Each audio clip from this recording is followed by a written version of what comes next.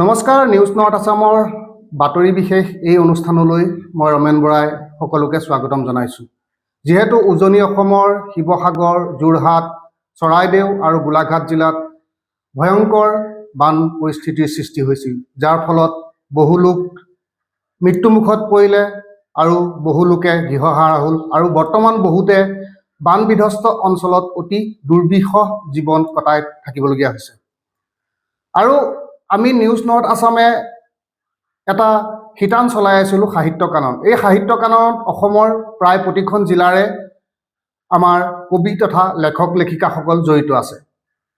সেইসকলৰ মাজৰে এই বানপীড়িত যিকেইখন জিলা আছে, যোৰহাট, শিৱসাগৰ, চৰাইদেউ তথা গোলাঘাট জিলাৰ কবি লেখক লেখিকাও আমাৰ লগত জড়িত আছে। আমি এই অনুষ্ঠানটোৰ জৰিয়তে আমাৰ সেই সহযোগী সদস্যসকলৰ দ্বাৰা সেই স্থানৰ বান পৰিস্থিতি বা সেই স্থানত বৰ্তমান কেনেকুৱা পৰিস্থিতি হৈ আছে সেই বিষয়ে জানিবলৈ চেষ্টা কৰিম, আপোনালোকক জনোৱাৰ চেষ্টা কৰিছোঁ। আৰু লগতে কোন কোন অঞ্চলত আপোনালোকে বান সাহায্য দিলে ভাল হ'ব সেয়াও আমি জনাবলৈ চেষ্টা কৰিম। আমি প্ৰথমতে যাব বিচাৰিম যোৰহাট জিলাৰ টিয়ক ভগামুখৰ আমাৰ এগৰাকী সহযোগী সদস্য কুণ্ডিল হাজৰিকাৰ ওচৰলৈ। কুণ্ডিল হাজৰিকা, আপোনাক স্বাগতম জনাইছোঁ। ধন্যবাদ। মই প্ৰথমতে আপোনাৰ পৰা জানিব বিচাৰিম যে আপুনি কোন কোন ঠাইৰ বান পৰিস্থিতিৰ বিষয়ে আমাক জনাব পাৰিব? হয়, মই যোৰহাট টিয়ক আৰু আপোনাৰ শিৱসাগৰ কিছু অংশৰ বিষয়ে জনাব বিচাৰিম। হয়, আপুনি জনাওকচোন কোন কোন জেগা বানত ব্যাপকভাৱে ক্ষতিগ্ৰস্ত হৈছিলে? হয়, বানপানীয়ে ক্ষতিগ্ৰস্ত কৰা আটাইবোৰ ঠাইলৈ এতিয়ালৈকে সম্পূৰ্ণৰূপে সাহায্য বা মানুহ গৈ পোৱা নাই বুলি ক'ব নোৱাৰি, কিন্তু কিছুমান ঠাইলৈ ইতিমধ্যে সাহায্য আহিছে বা মানুহ গৈছে। কিন্তু যিহেতু বানৰ প্ৰকোপ অতিকৈ বেছি, সেয়েহে আজিও বহুতো দুৰ্গম অঞ্চললৈ সহায়ৰ হাত সম্পূৰ্ণৰূপে সম্প্ৰসাৰিত হোৱা নাই। বানপানীয়ে আপোনাৰ সৰ্বাধিক ক্ষতিগ্ৰস্ত কৰা ঠাইসমূহৰ ভিতৰত আছে আপোনাৰ খনামুখৰ মাউত গাঁও আছিলে, তাৰপৰা নপুমুৱা আছিলে। এয়া কোন জিলা? আপোনাৰ শিৱসাগৰ। হয়, শিৱসাগৰ। হয়, কৈ যাওক। হয়, লাহন গাঁও আছিলে, চিন্তামণিগড়, মাজগাঁও, চাপৰিচুক, কাশীবাৰী, পেকমনীয়া, তাৰপৰা আপোনাৰ তামুলীচিগা, নৰাকোঁৱৰ, বাইলুং গাঁও, দীঘলীজান, তাৰপৰা বামুণ মৰাণ আছিলে, ফুলপানী চিগা, জামুকগুৰি, চাৰিং বেলিমুখীয়া, আফলুটিং, শিৱসাগৰ বানমুখ, তাৰপিছতে আপোনাৰ আৰু জেলেঙিটোপ আছিলে। আৰু আপোনাৰ জানিব পৰা মতে কিছু গাঁও এতিয়ালৈকে ৰিলিফ পাবলৈ সক্ষম হোৱা নাই। আপোনাৰ তাৰ ভিতৰত আছে নামদাং গোহাঁই গাঁৱৰ ভিতৰত বেতবাৰী ২ নং গাঁও, বেতবাৰী ১০ গাঁও, বেতবাৰী দিলিহি গাঁও আছিলে, বালিবাট, চেলেঙিবাৰী বোকাবিল, ভাদৰা। আৰু জানিব পৰা মতে চাৰিং নাথগাঁও যোৱা কেইদিনমান ধৰি তেওঁলোকৰ কোনো পানীৰ ব্যৱস্থা পোৱা নাই বুলি জানিবলৈ দিছে। আৰু তাৰ ভিতৰত আপোনাৰ ফুলপানী চিগা বামুণ গাঁও আছিলে, তাৰপিছতে কলিয়াপানী, চাবুক ধৰা, নচাৰিঙীয়া গাঁও, জাজি হাঁহচৰা ঢেকেৰী গাঁও, তাৰপৰা হাঁহচৰা লাটুম গাঁও আছিলে, শিমলুগুৰিৰ লোণপুৰীয়া, অভয়পুৰীয়া, চেতিয়া সন্দিকৈ গাঁও, নিমাইজান গাঁও, আৰু ফুলপানী চিগা বামুণ গাঁও, হাতীগুলি, পদুমণি, চাবুক ধৰা, গহৰাগুৰি, পটিয়ৰী আদি আছিলে। আৰু টিয়কৰ ভিতৰত আছিলে আপোনাৰ জগদুৱা আছিলে, টিয়ক, কলিয়াপানী, ধনতোলা, মুদৈজান, এজাৰগুৰি, তাৰপৰা জাজিমুখৰ আপোনাৰ ভকত গাঁও, মিচিং গাঁও, কাৱৈমাৰী, আৰু কলিয়াপানী আছিলে আপোনাৰ চাংমাই গাঁও, টিপমীয়া, বৰাচুক, চেলেং বৰগঞা, লুকুৰাখন, মাজু নগাঁও, আৰু আপোনাৰ বামুণ পুখুৰী, গোহাঁই গাঁও আৰু কমাৰ গাঁও। এই গাঁওসমূহৰ ভিতৰত আটাইতকৈ ব্যাপকভাৱে ক্ষতিগ্ৰস্ত কোন কোন গাঁও হৈছে বুলি আপুনি জানিব পাৰিছে?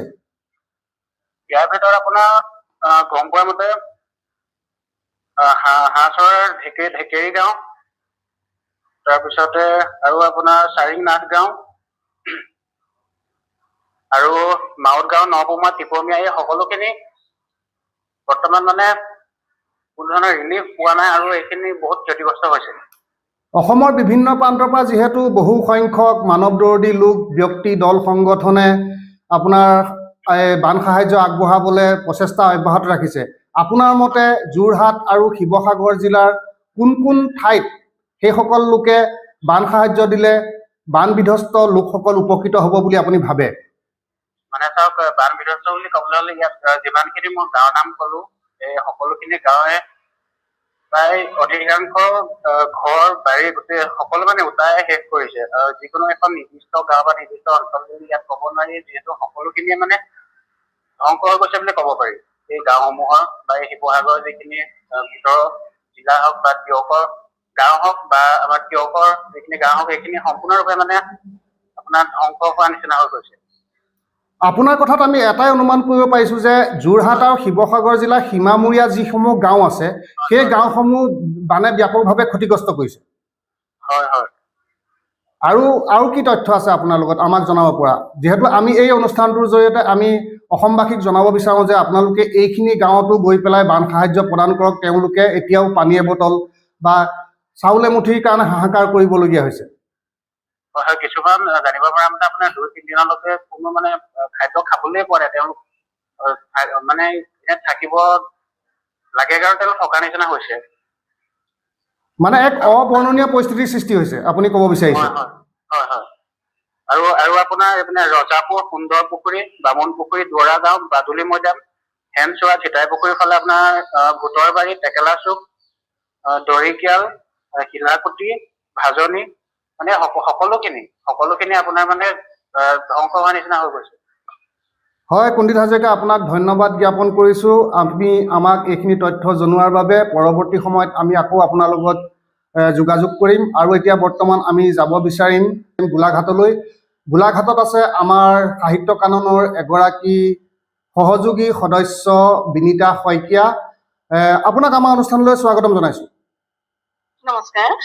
মই আপোনাৰ পৰা জানিব বিচাৰিম, যিহেতু আমি জনাত আপুনিও এগৰাকী বানপীড়িত ব্যক্তি, গতিকে আপোনালোকৰ যি স্থান সেই স্থানত বান পৰিস্থিতিৰ বিষয়ে অকণমান আমাৰ দৰ্শকসকলক জনাব নেকি?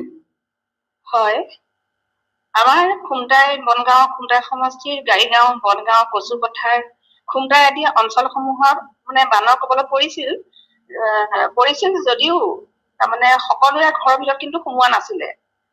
ঘৰৰ চাৰিসীমাত সোমাই, ঘৰৰ মানে আপোনাৰ ধৰক বাৰী ঘৰ মানে এনেকে সোমাই আৰু চাইডত, কিন্তু ভিতৰত তেনেকে সোমোৱা নাছিলে।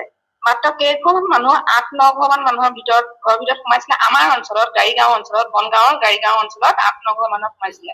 আৰু বিশেষকৈ আমাৰ ঘৰতো পাইছিলে। আমাৰ ঘৰত ধৰক মেইন ঘৰটো বাদে মানে গোটেই ঘৰটো মেইন ঘৰটো জাষ্ট উঠো হৈছিলে। অকণমান হোৱা হলে আৰু ধৰক উঠিলহেঁতেন, কিন্তু যিটো বাহিৰৰ ঘৰ যিখিনি থাকে মানে ধৰক অলপ হেৰি ঘৰ, সেইখিনি গোটেইখিনিতে ডুবি যায়।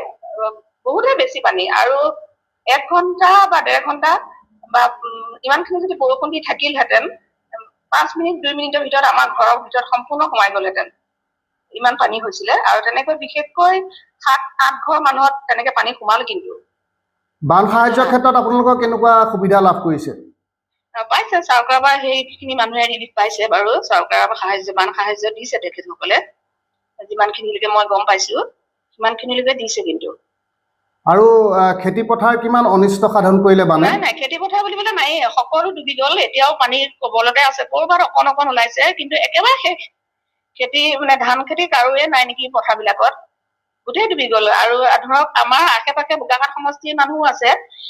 মানে একেখন গাঁৱৰ পৰা ধৰক ইখন গাঁৱতো বোকাখাট সমষ্টি পৰিছে। ধৰক এই বোকাখাট সমষ্টিও কেইবাটাও অঞ্চলত, বহু পথাৰ, আপোনাৰ ৰঙাগড়া, তাৰপিছতে ধুডাং, এনেকে অঞ্চলসমূহ পানীৰ তলত সম্পূৰ্ণ, বহুত পানী।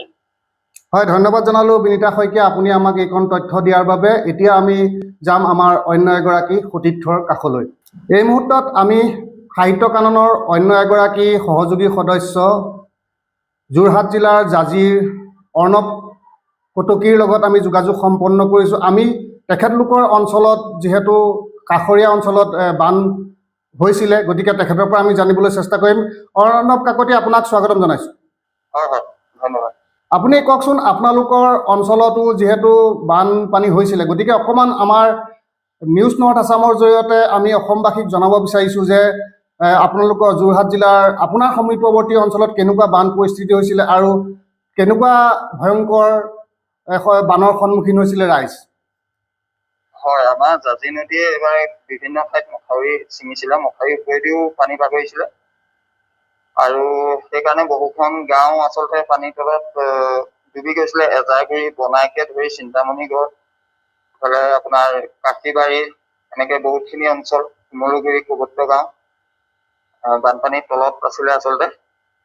আৰু ঘৰ দুৱাৰো ভাঙিলে, 4-5টামান ঘৰ ভাঙিলে, পশুধনৰ ক্ষতি হ'ল, ভঁৰালৰ ধানো বহুতখিনি উটি গ'ল।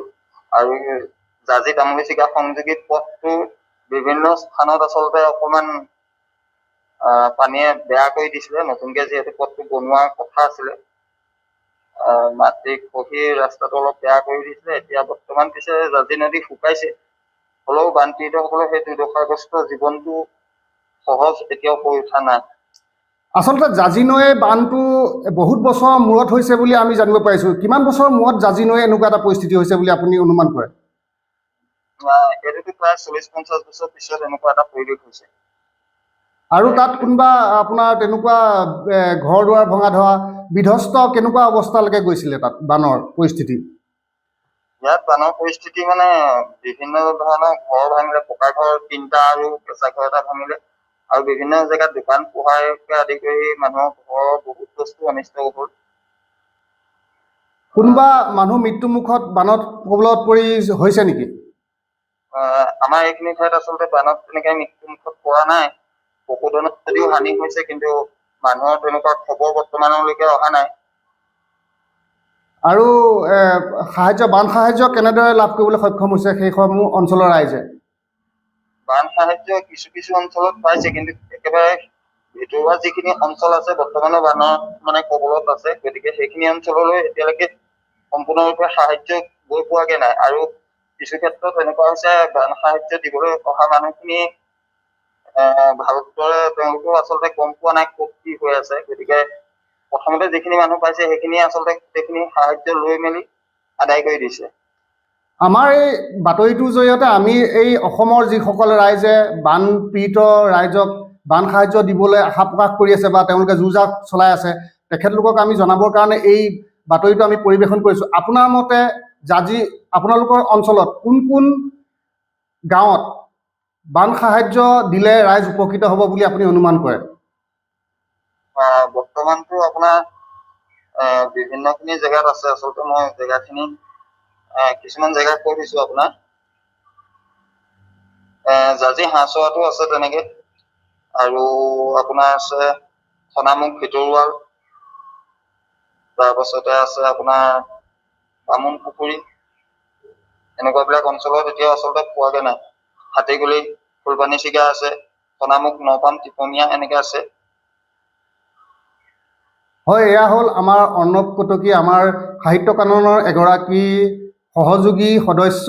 তেখেতে ক'লে যোৰহাট জিলাৰ কোন কোন ঠাইত বৰ্তমানো বান সাহায্য পোৱা নাই। গতিকে আমি আমাৰ এই বাতৰিটোৰ জৰিয়তে আমি ৰাইজক অনুৰোধ জনাম যাতে এই গাঁওসমূহত আপোনাক যদি যোৰহাট জিলাত বান সাহায্য প্ৰদান কৰিবলৈ যায়, তেতিয়াহ'লে এইসমূহ গাঁৱত দিয়াৰ ব্যৱস্থা কৰিলে সেই যি বান পীড়িত ৰাইজসকল উপকৃত হ'ব বুলি আশা প্ৰকাশ কৰিব পাৰি। অৰ্ণৱ কাকতি, আপোনাক আমি ধন্যবাদ জ্ঞাপন কৰিছোঁ। ইতিমধ্যে আমি শিৱসাগৰ, যোৰহাট আৰু গোলাঘাট জিলাৰ বান পৰিস্থিতি আমাৰ সদস্যসকলৰ জৰিয়তে জনাবলৈ চেষ্টা কৰিলোঁ। আমি এবাৰ সংযোগ স্থাপন কৰিছোঁ সাহিত্য কাননৰ অন্য এগৰাকী সহযোগী সদস্যা চৰাইদেউ জিলাৰ ভজু চাৰিআলিৰ সুনীতা ৰায়গৰাইত। আপোনাক আমাৰ অনুষ্ঠানলৈ স্বাগতম জনাইছোঁ। হয়, নমস্কাৰ ৰমেন বৰা ছাৰ। মই আপোনাৰ পৰা জানিব বিচাৰিম যে আপোনালোকৰ অঞ্চলত কোন কোন গাঁৱত বান হৈছিলে? কি কম, কবলৈতো ভাষাই নাই। যি প্ৰাকৃতিক দুৰ্যোগ আমাৰ ইয়াতে এতিয়া হৈ গৈছে, চবেইতো জ্ঞাত হৈছেই। অকস্মাতে হোৱা বানপানী গোটেইটো তছনছ কৰি পেলালে। আমাৰ সোণাৰীৰ পৰা আৰম্ভ কৰি চৰাইদেউ, নাজিৰা, শিৱসাগৰ গোটেইখিনি ধ্বংস কৰি পেলোৱা নিচিনাই হৈছে। বিশেষকে সোণাৰীৰ আমাৰ দাঁতি কাষৰীয়া যিখন টাউকাক নৈ বৈ গৈছে, সোণাৰীৰ গোটেই সেইখিনি এতিয়াও প্ৰায়ভাগ ঘৰেই মানে পানীৰ তলত। আকৌ তাৰ পৰা আপোনাৰ যিমান আগবাঢ়ি আপুনি গৈ থাকিব, দৰিকা নৈ পাব। দৰিকা নৈ যিখন বিলাসাকু বুলি ঠাই কয়, আপোনাৰ শিমলুগুৰি পোৱাৰ আগতে পায়, সেইখিনি অঞ্চলতো ঘৰবোৰ বাটৰ কাষতে মানুহে বাটৰ ওপৰত ঘৰ বনাই আছে, ঘৰবোৰো পানীৰ তলত। আকৌ আগলে আপুনি গৈ থাকিলে ৰজাপুল পাব। ৰজাপুলৰ ঘৰবোৰতো পলসে পুতিয়ে পেলাইছে। আপোনাৰ কেঁচা ঘৰবোৰ প্ৰায়ে ভাঙি পৰিছে। আকৌ গৈ থাকিলে সেইফালে আপুনি বামুণ পুখুৰী পাব, আপুনি বিহুবৰ পাব, চন্তক পাব। আগলে আপুনি দিখৌ কিনাৰলৈ গলে আপুনি যিটো নেপালী খুটি বুলি কয়, যৰ পৰা পানীখিনি সোমাই আহিছিলে দিখৌৰ পানী, আপোনাৰ নেপালী খুটিৰ ঘৰবোৰ প্ৰায়ে নাই বুলিয়ে ক'ব পাৰি। পলসে পুতি পেলাইছে, কেঁচা ঘৰবোৰ ভাঙি পেলাইছে। আপোনাৰ বামুণ পুখুৰীৰ যিখন মানে বাগিচাৰ অৱস্থা তথৈবচ বুলি ক'ব পাৰি। বাগিচা অঞ্চলৰ ঘৰবোৰ সাধাৰণতে কেঁচা, সেইবোৰ প্ৰায়ে ধ্বংস হৈ গৈছে। মানুহবোৰ ৰাস্তাৰ ওপৰত আছে, খাবলৈ পানী নাই। বিশেষকে যিখিনি অঞ্চলত বানপানী হৈছে, আপোনাৰ খোৱা পানীৰ সমস্যাটো বেছি হৈছে। আপুনি খোৱা বস্তু পালেও মানুহে অলপমান খাইও থাকিব পাৰে, কিন্তু পানীটোতো লাগিবই, হয় নাই? আপোনাৰ আৰু এইফালে ৰজাফুলৰ ঘৰবোৰ পলসে পুতি পেলাইছে। মানে পানী সোঁত গৈছে, ঘৰখিনিৰ অৱস্থা সম্পূৰ্ণ নষ্ট কৰি গৈছে। আৰু পানীখিনি ঠায়ে ঠায়ে ৰৈ গৈছে, পানীখিনি শুকাই যোৱা নাই। সেই অঞ্চলৰ মানুহখিনি 8 দিন ধৰি এতিয়াও পানীৰ তলতে আছে বুলি ক'ব পাৰি। মানে বৰ্তমানলৈকে বানপানীৰ যি পৰিস্থিতি, সেই পৰিস্থিতি বিশেষ উন্নতি সাধন হোৱা নাই। বিশেষ উন্নতি তেনেকুৱা সাধন হোৱা নাই, কাৰণ আমাৰ এইফালৰ মানুহসকল জানে, সাধাৰণ মানুহ, বেছিভাগ মানুহে খাটি খোৱা, খেতি কৰি খোৱা সাধাৰণ মানুহ, তেওঁলোকৰ বেছিভাগৰ ইমান অৱস্থা ভাল নহয়। কেঁচা ঘৰতে বেছিভাগ মানুহে থাকে, কিন্তু সেই কেঁচা ঘৰবোৰ প্ৰায়ে পানীত ভাঙি পেলাইছে। মানুহৰ অৱস্থা মই এতিয়া ভাষাৰে বুজাব নোৱাৰো। যিখিনি দেখিছো বা যিসকলে আহি দেখিছে, তেওঁলোকে ক'ব পাৰিব অৱস্থা বহুত শোচনীয়। আমি আমাৰ এই বাতৰিটোৰ জৰিয়তে আমি মানে বিশেষকে যিসকল মানৱদৰ্দী ব্যক্তি, দল সংগঠনে বান সাহায্য আগবঢ়াইছে, আমি তেখেতলোকক জনাব বিচাৰোঁ যে কোন কোন ঠাইত বৰ্তমানো বান সাহায্য লাভ কৰা নাই। গতিকে আপোনাৰ মতে আপোনাৰ অঞ্চলত বান সাহায্য পাবলগীয়া গাঁও কেইখনমানৰ নাম ক'ব নেকি? আপুনি একাধিক্ৰমে আপুনি যদি পাৰে সোণাৰী ফালৰ পৰা আহি থাকিব পাৰে, নহলে আপুনিতো এতিয়া শিৱসাগৰৰ ফালৰ পৰা যদি আহে, আপুনি নাজিৰাৰ শিমলুগুৰি, লোণপুৰীয়া, অভয়পুৰীয়া, চেতিয়া গাঁও এইখিনি আছে। আকৌ নিমাইগাঁও গাঁও আছে। আপোনাৰ নাজিৰাৰ কাষতে ৰজাপুল, সুন্দৰ পুখুৰী, বামুণ পুখুৰী, দুৱৰা গাঁও, বাউলী মৈদাম, হেনচোৱা, বামুণ পুখুৰী, বিহুবৰ, চন্ত, নেপালী খুটি, এইখিনি নৈ কাষৰীয়া অঞ্চলবোৰলে অলপ ভিতৰলে পাৰিলে সোমাই আহিব, যদি সুবিধা হয়। কাৰণ বাট পথবোৰ ছিগিছে, প্ৰায়ে বোকাময় হৈ আছে, পলসেৰে আৱৰি আছে চাৰিওফালে। হয়, আপোনাক ধন্যবাদ জনালোঁ, যিহেতু আপুনি বানপীড়িত অঞ্চলত আপুনি যথেষ্ট এই বিভীষিকা দেখিছে। গতিকে আপুনি যিখিনি গাঁৱৰ কথা কৈছে, সেইখিনি গাঁৱৰ ৰাইজে যাতে বান সাহায্য লাভ কৰক, আমি মানৱদৰ্দী ব্যক্তি তথা দল সংগঠনক আহ্বান জনাম। সুনীতা ৰায়গড়াইত আপোনাক ধন্যবাদ জ্ঞাপন কৰিছোঁ। এতিয়া আমি সাহিত্য কাননৰ অন্য এগৰাকী সদস্য, যি নেকি শিৱসাগৰ জিলাৰ নামতিৰ দীপজ্যোতি কাকতি, আপোনাক আমাৰ অনুষ্ঠানত স্বাগতম জনাইছোঁ। হয় হয়, নমস্কাৰ। কওকচোন, আপোনালোকৰ সমীপৱৰ্তী অঞ্চলৰ বান পৰিস্থিতি কেনেকুৱা হৈছিলে? আপোনালোকে নিশ্চয় বেলেগ ব্যক্তিও কৈছে চাগে। আমাৰ শিৱসাগৰ জিলাৰ 5টা চাৰ্কল অফিচ আছিলে, তাৰপিছত নাজিৰা, আমগুৰি, শিৱসাগৰ, তাৰপিছত ডিমৌ, সোণাৰী। আচলতে এই গোটেইকেইটা অঞ্চলতে আমাৰ পানীয়ে ভৰপূৰ হৈ গৈছে, মানে পানীয়ে তছনছ কৰি নিছে অৱস্থা। বিশেষকৈ আমাৰ টাউন কেইখন শিৱসাগৰ, নাজিৰা, আমগুৰি, এইকেইখনত আপোনাৰ মানে পানীয়ে গোটেই ধোৱাই নিলে, দোকান পোহাৰ অৱস্থাই নাই। তাৰপিছত এতিয়া আমাৰ প্ৰায় হলগুৰি অঞ্চলৰ বিভিন্ন অঞ্চল, হলগুৰি, বামুণবাৰীত এতিয়াও পানীয়ে ভৰ্তি। এইবিলাক অঞ্চলত পানীয়ে তছনছ কৰি নিলে মানুহৰ অৱস্থা।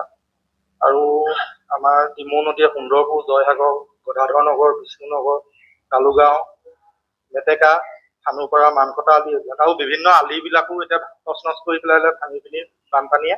আমাৰ মানে যাতায়াতৰ কমিউনিকেশ্যনো ইয়াত বহুত অসুবিধা হৈছে মানুহবিলাক। আপোনাৰ মতে বান সাহায্য লাভ কৰিবলৈ সক্ষম নোহোৱা তেনেকুৱা কিবা গাঁও আছে নেকি? বান সাহায্য আচলতে বহুতখিনি আমি মানুহবিলাকক ধন্যবাদ জনাইছোঁ। বহুতখিনি চেষ্টাৰে সংগঠনো ওলাইছে সহায় পেলাই, এতিয়াও বিভিন্ন গাঁৱে পোৱা নাই। তাৰ ভিতৰত কেইখনমান মই ক'বলৈ লৈছোঁ। নামদাং, গোহাঁইগাঁও, তাৰপিছত আপোনালোকে বেতবাৰী অঞ্চলটোতো জানেই, বহুতে কৈয়ে আছে। বেতবাৰী 2 নং গাঁও, বেতবাৰী 10 গাঁও, বালিবাট, তাৰপৰা বোকাবিল, ভাড়াধৰা অঞ্চল, সেইডোখৰত যথেষ্ট পানী এতিয়াও ভাড়াধৰা অঞ্চলত। তাৰপৰা হাঁহচৰা, ঢেকেৰী গাঁও, নিমাইজান অঞ্চলটোৰ কথাটো ক'বই নালাগে। আৰু বিভিন্ন তেনেকে আছে আমাৰ খনামুখ অঞ্চল, এইবোৰ এতিয়া নতুনকে পানী হৈছে। খনামুখ অঞ্চল কালি পৰহি তেনেকে পানী সোমাইছে। তাৰপিছত আপোনাৰ এইবিলাক ৰজাপুৰ, সুন্দৰপুখুৰী, এইবিলাক আমাৰ নাজিয়া অঞ্চলত আছে।